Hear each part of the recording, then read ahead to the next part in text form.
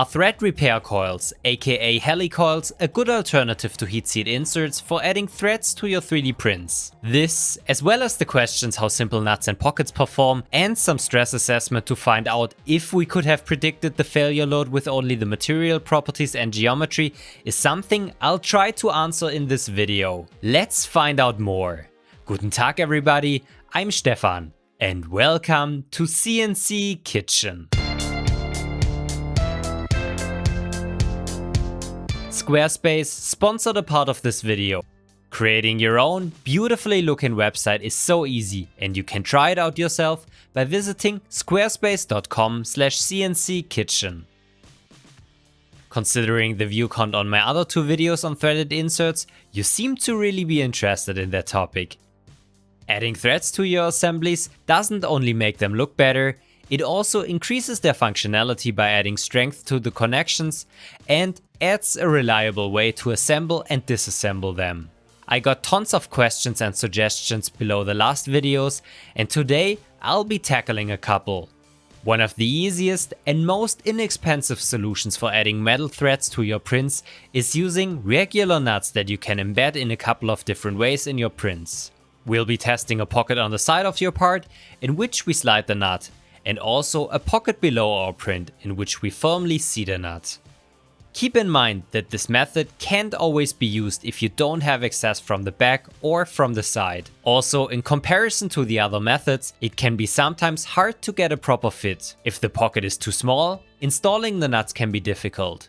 If it's too big, the nuts can constantly fall out and drive you crazy. I'm sure you've also been at that point. If you want to see different methods of holding parts together being tested, let me know down in the comments. Another technique are thread repair coils, often referred to under the brand name HELICOILs. These little spring-like looking parts are something that shouldn't be missing in any workshop. If you ever damaged or stripped threads in an expensive component, be it your bike frame or the spark plug thread in your engine, these helicoils can save your butt. I got myself a whole original Böllhoff repair kit with inserts of different sizes and lengths and all the tools to use them. This case cost me a pretty penny, but there are also less expensive alternatives from Asia available nowadays. You drill out the new threads or a new pilot hole with the provided drill bit and cut new threads with their tab. Next, you simply screw in the wire coil insert and break the tab at the bottom. This will leave you with a new set of threads. You also see these threads directly installed from factory in aluminum parts to avoid damaging the soft threads in the first place, reduce the risk of seizing, and prevent electrochemical corrosion due to the dissimilar metals. We'll be adding them to our 3D printed parts so that the bolt that we use to screw the parts together doesn't touch and damage the plastic, but will only be in contact with the steel wire insert. Oh, and by the way, if you enjoy these investigations, please consider subscribing and clicking the notification bell to not miss any upcoming videos. As a reference, I'll also be testing just directly screwing into a printed part with a slightly undersized hole. We'll also include the winner of the last test, the Rutex heat-seated insert. Since so far, I always tested the different methods in PLA, this time I'll print the parts in PETG to also get an idea of how the strength changes. For that, I printed flat test pieces with 4 perimeters and 100% infill on my Prushas, so the poor printers finally were able to get some diversion after printing one and the same face shield for weeks now. All the threads that I tested were M3 because that size seems to be the most commonly used for our 3D prints. We'll be testing two properties: the torque out strength and the pull out strength. The torque out strength tells us at which tightening torque we start to damage the parts. This is important for two reasons, because higher tightening torques are also, on the one hand, basically directly proportional to the pretension force in the bolt. On the other hand, higher acceptable torques help us to make the connection more foolproof because we're less likely to over-tighten the connection and therefore damage our threads. This is quite important for small M3 screws because they're easily over-tightened. Our sample for testing the torque out strength is a simple bar with 5 holes for the different connection methods. I'll be screwing a bolt with a washer under its head for less friction in each thread and then load it with my trusty bike torque wrench to find the maximum bearable torque. The maximum allowable torque for the bolt screwed directly into the plastic was only 1 Newton meter. At that point, the PETG thread started to shear and failed. I was able to remove the bolt after the test. Next, I tested the threaded inserts that was able to take 3 Newton meters until the insert started to rotate in the plastic. The bolt and the insert were so tightly clamped together that I wasn't able to remove the bolt anymore because the insert always turned. The helicoil, unfortunately, also was only able to bear 1 Newton meter of torque before the threads in the plastic sheared. Still, even though this doesn't sound like a lot, but 1 Newton meter of torque on an M3 bolt already results in more than 1500 newtons in pretension, which is mostly plenty for all 3D printed assemblies. Here, I was able to remove the bolt after the test.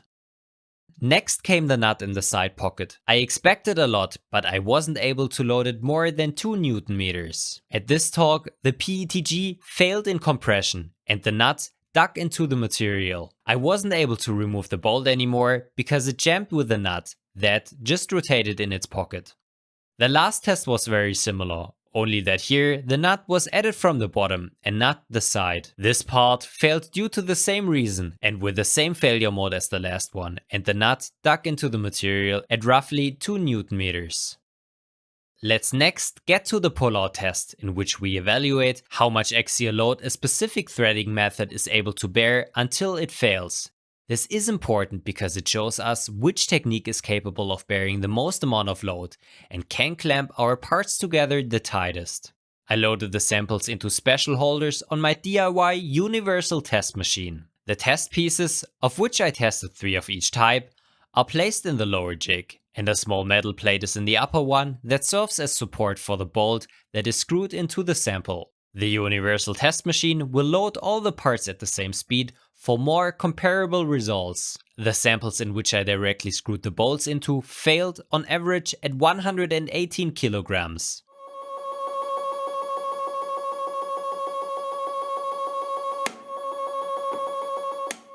At peak load, the threads in the plastic failed and sheared off, which remains we can even later find in the threads. Interestingly, the threaded insert was not able to bear more load and also ripped out at 119 kilograms.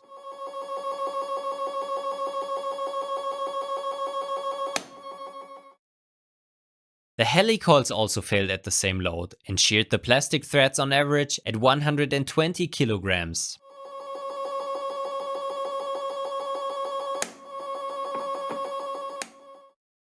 The samples where we inserted the nut from the side failed significantly earlier, and this connection was only able to bear 86 kilograms on average.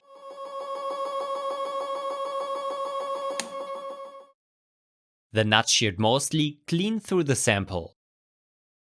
At last, I tested the parts with the nuts inserted from the bottom. Those were the strongest, and they were able to take around 166 kilograms of axial load.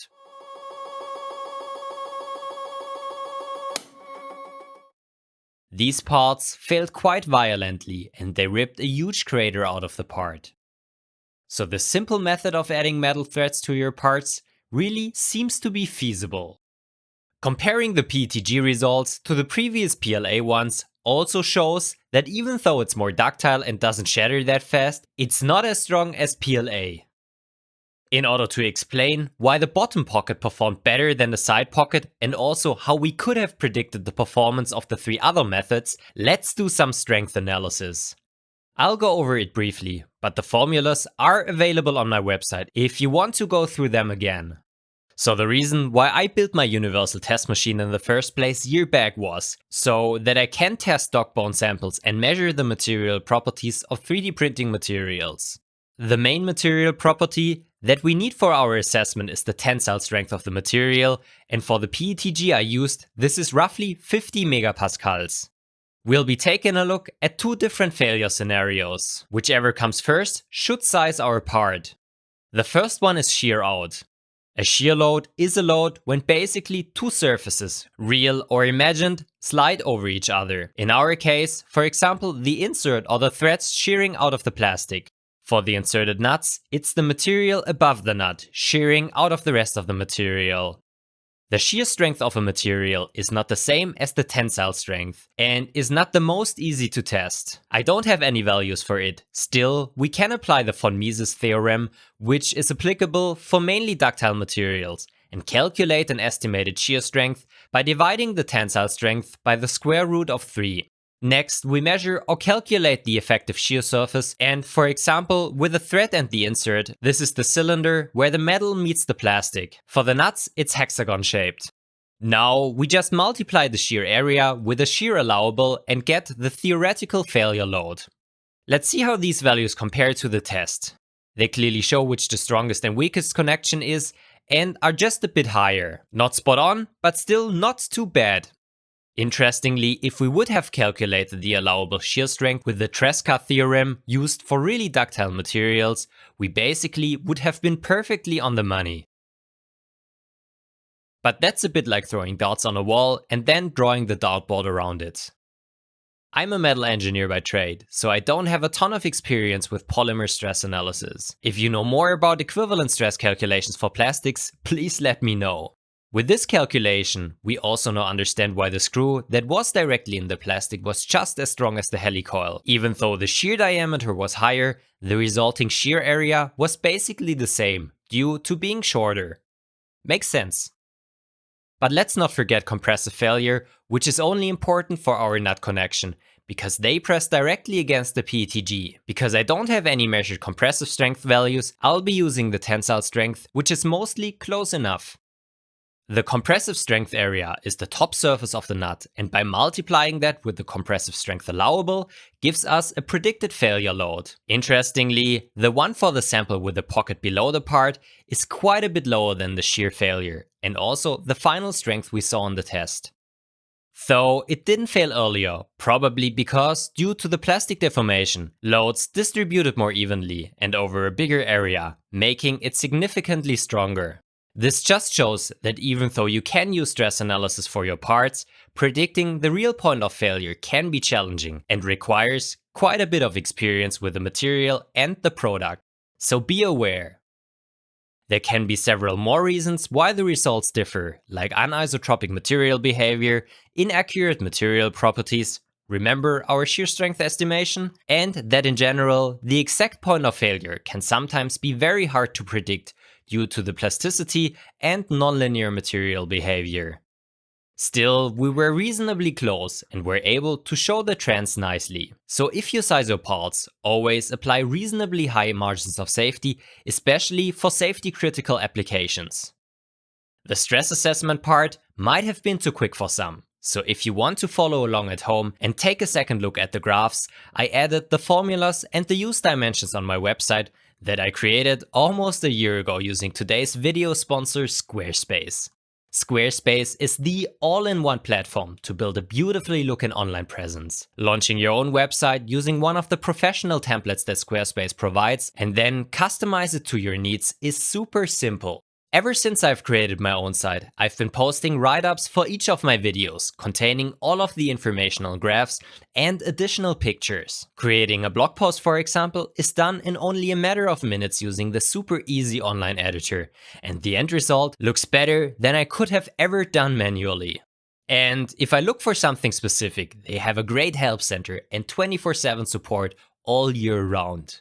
So if you have a business or just want to professionally share your latest hacks, prints or research, then start your free 2-week Squarespace trial today at squarespace.com/cnckitchen and use code CNCKitchen to get 10% off your first purchase. No risk involved, and you can give all the tools and features a try for free before you launch. So remember to check out squarespace.com/cnckitchen. Thank you Squarespace for supporting my channel and share my work with the world.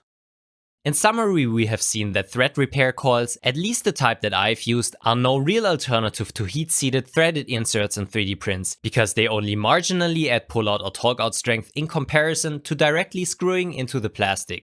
Adding nuts is a feasible alternative, but can require putting some thoughts into your design so that you're able to insert them. Still, they sometimes really annoy me when they constantly fall out during assembly.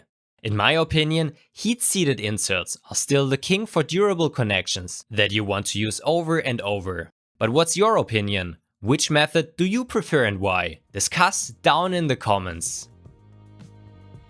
Thanks for watching everyone. I hope you're all doing well. If you found this video helpful, then leave a like, share it with the community and make sure that you're subscribed for more. If you want to support my work, head over to Patreon, become a YouTube member or use the affiliate links in the description. Go check out my other videos if you currently have more time than usual and want to educate yourself. Stay healthy, auf Wiedersehen, and I hope to see you in the next one.